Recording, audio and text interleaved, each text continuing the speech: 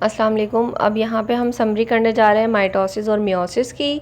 अच्छा, इससे पहले हम बात करेंगे कि सेल शुरू कहाँ से होता है बनना। सबसे पहले हमने देखा था कि सेल की साइकिल होती है। सेल साइकिल के अंदर हमने देखी थी कि 3 चीज़ें होती हैं। पहली चीज़ होती है G1 फेज़, फिर होती है S फेज़ और तीसरी चीज़ होती है G2 फेज़। ठीक है, तो ये हमारे पास 3 सेल के फेजेस होते हैं। G1 में सेल की ग्रोथ स्टार्ट होती है। S फेज़ में सेल जो है सिंथेसिस कर रहा होता है, जो कि उसको ग्रोथ के लिए रिक्वायर्ड होते हैं ऑर्गेनेज, जिसमें एंडोप्लाज्मिक रेटिक्यूलम था, माइक्रोट्यूब्यूल्स कह रही हैं सॉरी माइटोकॉन्ड्रिया वगैरह थे। और देन इसी तरह से वो आगे बढ़ते हैं हम G2 फेज़ की तरफ सेल साइकिल के। अच्छा, जब सेल अपने G2 फेज़ में आ जाता है, फिर वो जो है वो अपनी डिवीज़न कर रहा होता है। वो डिवीज़न जो है वो दोनों तरह से कर सकता है। एक होती है डिवीज़न माइटोसिस और दूसरी डिवीज़न होती है मियोसिस। माइटोसिस जो है हमारे पास सोमैटिक सेल्स के अंदर हो रही होती है, जबकि मियोसिस जो है हमारे पास रिप्रोडक्टिव सेल्स के अंदर हो रही होती है। माइटोसिस में हमारे पास जो है वो जो डॉटर सेल मिल रहे होते हैं वो सेम होते हैं अपने पेरेंट सेल की तरह, जबकि मियोसिस में जो डॉटर सेल होते हैं वो अपने पेरेंट से डिफरेंट होते हैं। ठीक है, माइटोसिस में हमें जो डॉटर सेल मिल रहे होते हैं उनकी तादाद कितनी होती है, नंबर में कितने होते हैं, वो 2 हमारे पास डॉटर सेल हमें मिल रहे होते हैं। जबकि मियोसिस में हमें टोटल 4 डॉटर सेल मिल रहे होते हैं। ठीक है, माइटोसिस के जो डॉटर सेल होते हैं वो सेम अपने दोनों डॉटर सेल अपने पेरेंट की तरह के, जबकि मियोसिस के चारों जो है डॉटर सेल वो अपने पेरेंट से भी डिफरेंट और अपने आपस में भी डॉटर सेल एक दूसरे से भी डिफरेंट होते हैं। यानी उनके जो क्रोमोसोम्स होते हैं वो सेम नहीं होते, ना उनके पेरेंट सेल के जैसे ना आपस में डॉटर सेल के जैसे।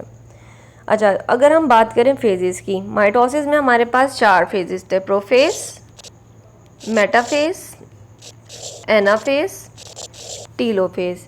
प्रोफेज में सेल अपने आप को जो है वो प्रिपेयर कर रहा होता है डिवीजन के लिए, और जो यहाँ पे सेंट्रोजोम जो बॉडीज़ होती है सेल के अंदर, वो जो है वो सेंट्रोजोम जो है वो दोनों तरफ जाके मूव कर देता है सेल के अपोजिट पोल्स में, और उसमें से स्पिंडल्स जो हैं वो निकलते हैं, और इस तरह से सेल जो है वो नेक्स्ट फेज़ की तरफ जा रहा होता है अपने मेटाफेज़ की तरफ।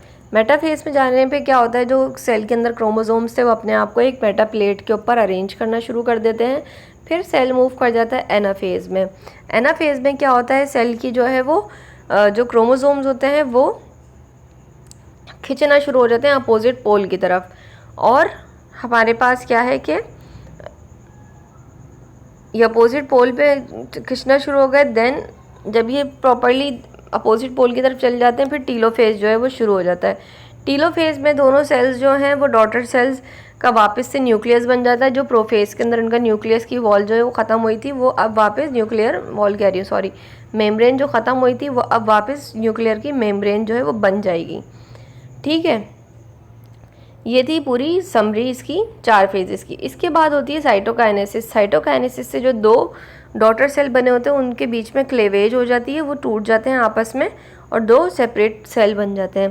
क्लेवेज का प्रोसेस जो है वो एनिमल्स के अंदर होता है, और प्लांट के अंदर क्या होती है, एक प्लेट टाइप फॉर्म होती है, और उसकी मदद से जो है वो 2 डॉटर सेल सेपरेट हो रहे होते हैं।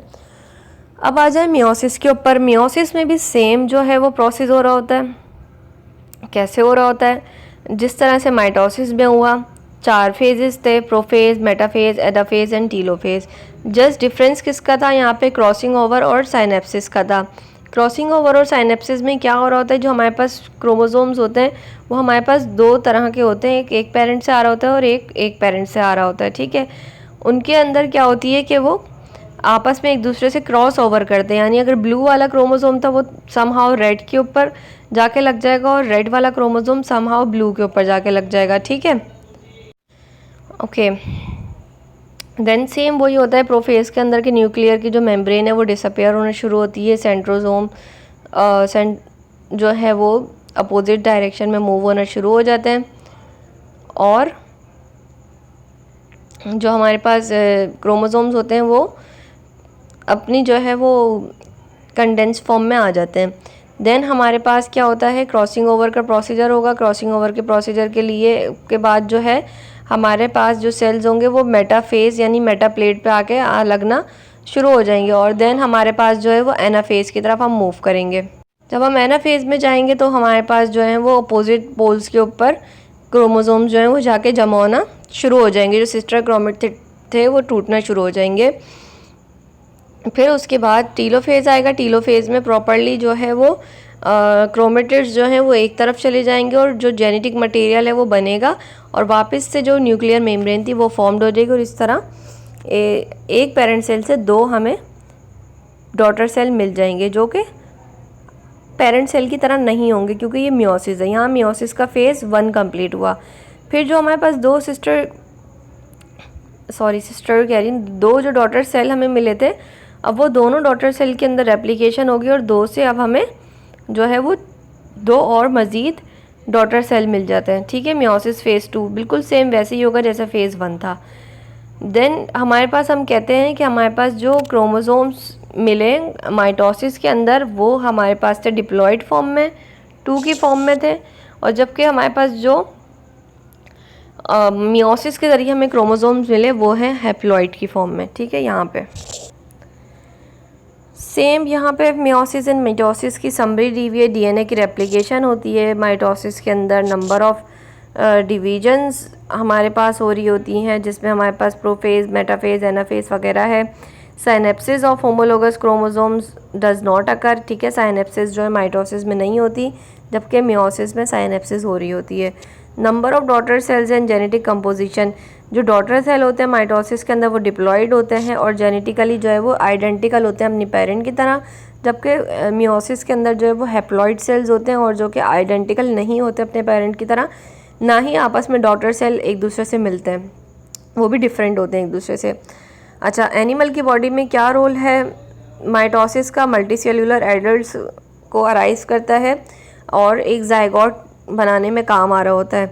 और इसके अलावा जिन जिन के अंदर एसेक्सुअल रिप्रोडक्शन होती है, जहाँ पे सेक्सुअलिटी का कोई कॉन्सेप्ट नहीं होता, वहाँ पे मिटोसिस का प्रोसीजर जो है वो फेजेस जो है वो फॉलो कर रहे होता है वो ऑर्गेनिज़म, जबकि मियोसिस जो है हमारे पास होता ही गैमेट सेल के अंदर है, यानी सेक्सुअल रिप्रोडक्शन जहाँ पे वहीं हो रहा होता है।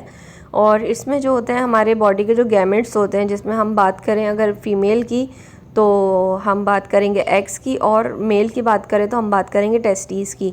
तो एग्स और टेस्टीज़ के अंदर जो डिवीज़न होगी सेल की वो थ्रू हो रही होती है मायोसिस।